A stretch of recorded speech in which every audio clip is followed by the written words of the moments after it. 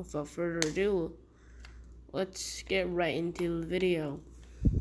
So, at this abandoned warehouse that Deku came to find, he's really just hiding out in one of the rooms there. Then he hears the warehouse door open, and the room that he's in doesn't have any windows, so he has to sneak out the way of the entrance because the warehouse doesn't really have any windows in it. And the windows that they have are too small. He doesn't want to get caught, so he slowly sneaks out. And he sees this blonde teen walking inside. And he comes and he just observes what's going on because it doesn't look suspicious. Oh, I mean, it does look suspicious, but that's not a hero of any sort. And of any hero that he has had to do research of, there's no quirk like that out there that makes them look younger. Then the kid goes to a punching bag and starts hitting it and using his quirk on it. And the quirk seems to be explosions. And Deku's just like, that seems familiar. Is that Kachan? He says this out loud. The kid looks up and sees Deku, and he's like, "Who are you and what are you doing here?" And and the kid jumps down and is like, "Kachan, it's me. Remember?" And the kid's just like, "I don't know who you are and why you're calling me by that name. Get back before I murder you." And Deku's just like, "Kachan, why are you acting like this?" And Bakugo's just like, and the kid's just thinking, who is this person? Or whatever he is. Why is he calling me by Deku, by the nickname Deku gave me? How does he know Deku's nickname? My nickname. And Deku's just like, "Kachan, it's me, Deku." And Bakugo just stands there, shocked, like, "Deku? You're no. You're dead. I was at your funeral. You and your mom were killed by muggers. There's no way that you're alive. No way. No way that you're alive. You're supposed to be dead." And Deku's just like, I wasn't. I was captured by the mugger, and he sold me on the black market to some people who bought me and used me to kill. And Bakugo's just like, no. That's not true. Deku couldn't kill a fly. And Deku's just like, how about I prove myself? And Bakugo's just like, yeah, how? Deku shows Bakugo a scar that he got from the battle that he had with Bakugo in the first video when they were sparring. I'm just gonna say he got a scar that kind of looks like a mini like a star or explosion on his shoulder. And Bakugo is just like, "It is you, Deku. How did this happen to you? Explain, please." Deku tells Bakugo everything that happened from the moment he was captured. And Bakugo's just like, "Whoa. You're on the run from the police, huh? I guess you can stay here." And Deku's just like, what happened to you? Why aren't you home with your parents? And Bakugo says that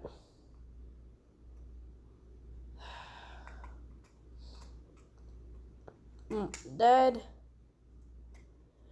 cheated on Mom, and Mom has been drinking a lot. She hasn't been in the best moods, and sometimes she likes to take out her anger on me, and sometimes it's not pleasant. So before she got home tonight, I chose to sneak out so I can come here to train my quirk. And Deku's like, Gotron, are you okay? It sounds like your mom's been abusing you. She's not abusing me, Deku. She's just been using me as an anger outlet. And Deku's like, oh no. Oh my gosh, how does this happen to you? And Bakugo's just like, I don't know. Well, are you still going to try to go to UA? And Deku says, I can't. They're probably not going to let me in because I am probably one of the only people who have a turtle quirk, and it'll be really suspicious if I don't show my face. So I guess I can't do that. What am I going to do with life? There's no way I can live on my own like this, can I? And Bakugo's just like, well, you could stay here in the warehouse. I can come over and bring you food and water if that's needed. And I don't know what else you could do. You can become a vigilante, I guess. Sleep in the day, work during the night. And Deku's like, I guess I can do that. That sounds like a good idea. And Bakugo's like, yeah, I guess that's all I can help you with, really. And Deku's like, when you go into UA, can you give me information on people's quirks and stuff? And villains, because at UA they give more information and they are more in depth when on the concept of certain villains. So I could possibly get more information on that if that's possible. And Bakugo is just like, yeah, I guess.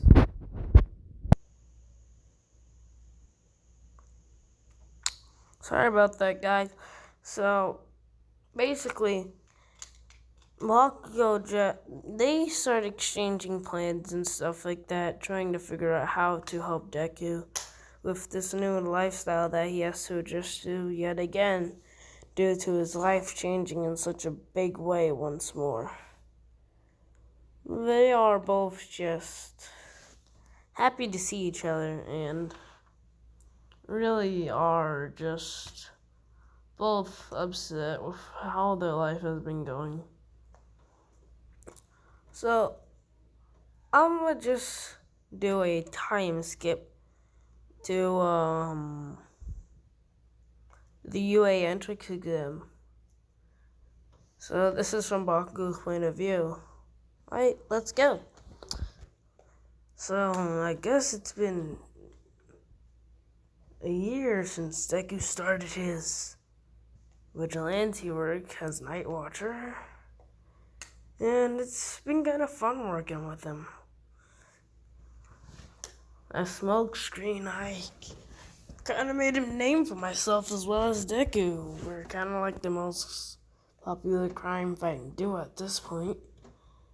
We've met a lot of vigilante groups, and wow, it's been a crazy ride. I'm not home much often, so I don't really have to worry about my mom as much. But every time I do come home, she's usually drunk, passed out on the floor. But that's besides the point. Today is the day of the UI entrance exam. It's time to see how far I've really come with my powers. And it's time to prove to myself that I can be a hero. So Bakugo walks downstairs, eats breakfast, and says goodbye to his mom. And his mom is just passed out on the floor, asleep. Well, I guess that's how it's gonna be today. Bakugo makes it to a UA entrance exam and doesn't trip and falls like Deku. He's really silent.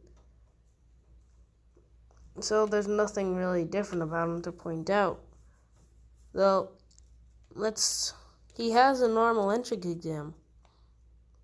And yeah, everything is basically the same thing, but he doesn't have to deal with Deku or anything like that. And he's much more calm and collected, and he doesn't really talk much. The same thing with Aizawa happens.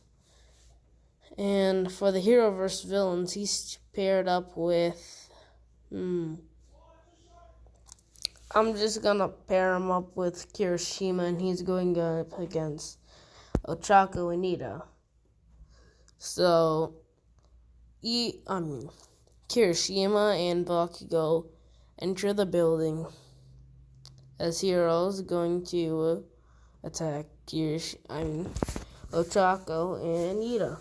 So, Ochako used her quirk on the bomb, so it's floating up in the air, and Ida is just gonna run down and try to control Bakugo and Kirishima. Ochako's coming from top to bottom slowly, so she can sneak up on them, make them float, and capture them. And Kirishima and Bakugo come up with this idea. They call it Cannonball. So they get Kirishima at an angle. Kirishima curls up into a ball and activates his quirk. And Bakugo uses an extremely powerful explosion on him, and Kirishima is just launched up through all the floors, up to where the bomb is. Ochako and Ida hear this, and they're running up to see what the commotion is, and they go to the bomb room to see Bakugo just arriving through a window. Kirishima's trying to jump up and get it, and Ochako and Ida just run at Bakugo and Kirishima. Kirishima takes on Ida, and Ida breaks his leg kicking Kirishima. So he's down, and Ochako, it's basically the same thing that happened during the sports festival happens, but there's no special meteorite shower or anything like that. And it's not as brutal because Bakugo really doesn't want to hurt Ochako, and Ochako was really weak at this point in the story. So it's like 3 hits and then she's down. They capture the villains and then capture the bomb, and then they succeed in this battle. Bakugo walks to the warehouse to speak with Deku. And Deku's already getting ready to go and spot out for villains to capture and stuff. And Bakugo's just like, I'm going to this USJ thing. And it's off campus, so there's a possibility villains might come. You should be prepared if I call you, okay? And Deku's like, alright, I'll be alright. I'll be ready. So, the same thing at USJ happens, but when Instead of charging in at Kirigiri, Bakugo stays still, and he is able to evade, and he's just there, and he calls. No, he doesn't call Deku. He has like a headset that's connected to Deku's, and he tells Deku that the USJ is being attacked and to get there really quick. So Deku is just on his way. So when Deku arrives, Aizawa is fighting villains, and all of Class 1A has already made it to Central Plaza, and the Nomu's about to strike Aizawa, but then Deku comes in the way and saves him. And Aizawa's like, Night Watcher, why are you here? And Deku's like, I got an alert on my phone, and it said that the USJ's getting under attack. I'm like, word, bruh, how they gonna happen? And then I was like, maybe I should come check it out before somebody dies. So I came over here, walked my little tiny ass over here, and I just come to see you nearly die by the fists of that bird-looking thing. And here we are. And Aizawa was just like, you're annoying. Aizawa doesn't know that Deku is Night Watcher, so he doesn't really have an issue with him. He just thinks that he's an annoying vigilante, and is still trying to get him to become a hero instead of doing vigilante work. But Deku doesn't want to do that. Deku asks him for what's the whole spiel about everything going on. Aizawa informs him that villains have come to attack the USJ, trying to get All Might, but All Might didn't come to this field trip. So they're just gonna try to kill everybody here. And Deku's like, Alright, let's go. Deku goes in and he attacks the Nomu. But the Nomu regenerates and has shock absorption. Deku figures that out quickly. So he starts planning, and he's like,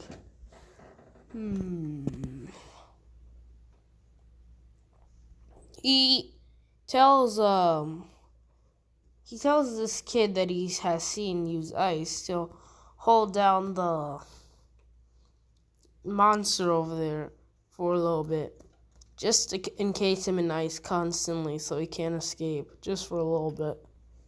And he walks over to the students and he's like, okay, kids, this is serious. I don't care if you don't like me. I don't care if you have an issue with me. If you want to die, then don't listen to me. If you want to live, come here, we're gonna have a game plan. I need to know all your quirks. Now, everybody explains their quirks, and Deku's like, Pink, come here. Grenade over here. And I need,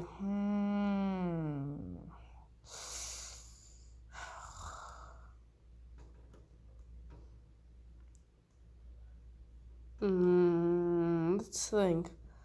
Which one could be best suited for this? Oh yeah, Peppermint. I need you too.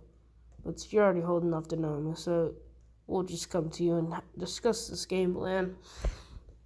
They walk over to Todoroki, and Deku tells him the game plan is to utterly destroy the Nomu until there's nothing left.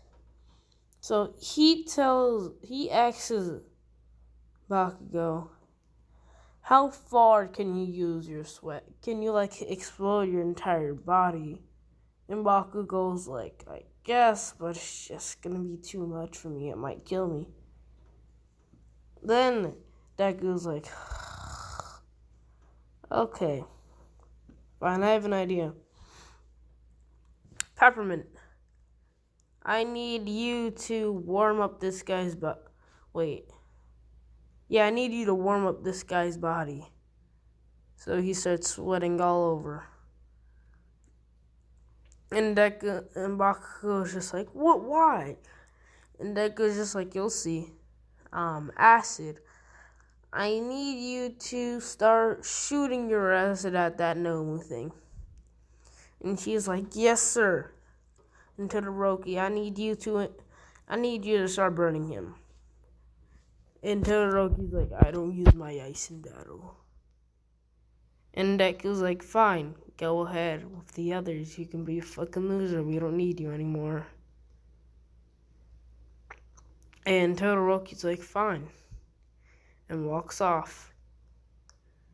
And Deku's just like, didn't think that was actually gonna work. So he goes to Momo and he's like, girl with no bra, come here. I need you to warm him up. And Deku just goes to attack the monster, trying to hold him off while Mina's shooting acid at him, trying to slowly corrode him. And Bakugo just gets really sweaty after a while.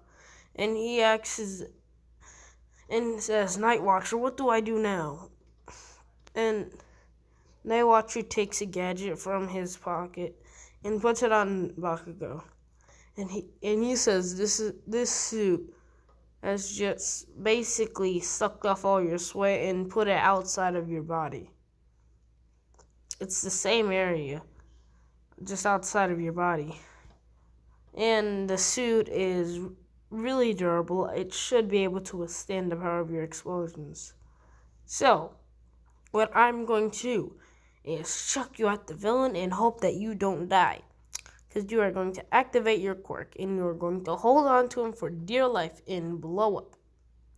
And Bakugo's just like, nope, no. You'll be a hero, kid. This isn't about you anymore. If they are able to succeed, they might be able to kill All Might. Because I think that thing could beat All Might. And Bakugo's just like, fine. Throw me. Deku chucks Bakugo. And Bakugo detonates himself and utterly destroys the gnome. Kind of like Majin Buu and Vegeta. So yeah. This is part 2. I think part 3 is going to be much more interesting. This is mostly filled with dialogue to basically explain more things. Maybe I should fill it up for more action. If you think I should, comment down below. And tell me if I should make some villains some heroes and which ones I should. And I'm not going to put any of the other turtles in. I might substitute them with other characters that are actually in the show, canon or non-canon. Same with, that means no Splinter, no Leonardo, no Michelangelo, no Donatello, no, none of those characters. No Foot Clan, no Karai, no Krang, and no Shredder. There's probably going to be a substitute for Shredder. But you won't find out unless you like, subscribe, and follow my content. Tell me what you want to see. See you next time, guys. And thank you for your time.